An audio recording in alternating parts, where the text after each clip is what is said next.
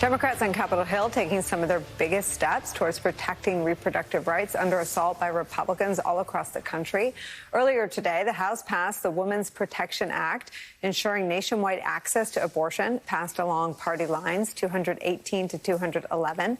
The bill coming in response to the Supreme Court earlier this month declining to block that Texas bill, which all but bans abortion.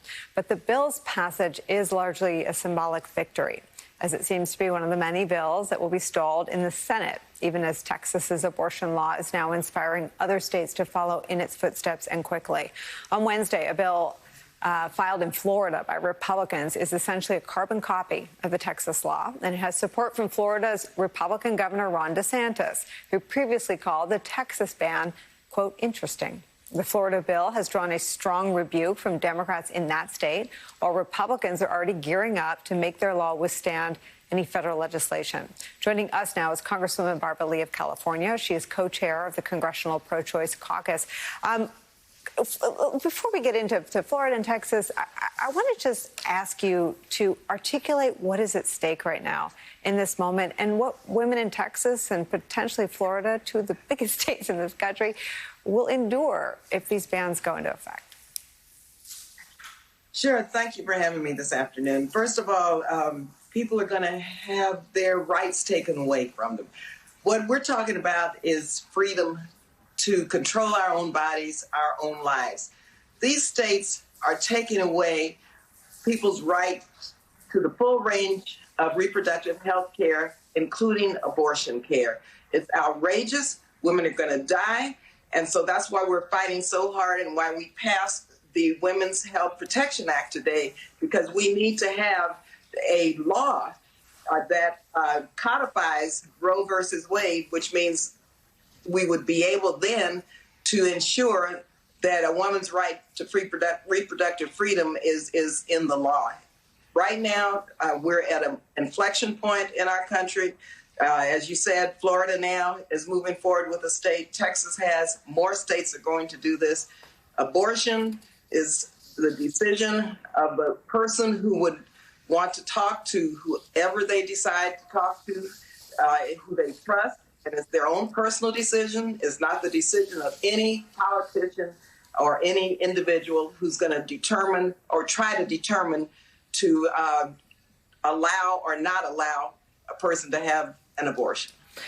Congresswoman, I want to read what you write today in an op-ed in The Hill with Congresswoman Diana DeGette.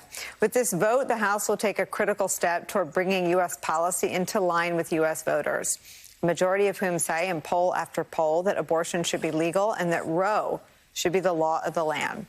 WHPA, the Women's Health Protection Act, is that law. And with the looming specter of Texas SB 8, the time to pass it is now. This point about public opinion extends to Republicans. The majority of Republicans would like to see Roe remain the law of the land. I wonder why it is sort of accepted in today's coverage that the bill's failure in the Senate is a foregone conclusion. I'm not sure why that is the case, because we know it's not going to be easy, but nothing is when it involves the Senate at this point, given the numbers and the margins. But I believe because the public is with us, the public understands whether they agree or disagree with abortions. They agree that women should have the right, people should have the right to have control over their own bodies, and in fact should have the full range of reproductive health services, including mammograms, breast cancer screenings, all of the complement of reproductive services. And so I think that the senators are going to have to listen to their constituents. And this is going to be about political organization, political mobilization, and holding their members of the Senate accountable, because the people cannot tolerate, I don't think, in our country, any more rolling back of our rights to reproductive freedom.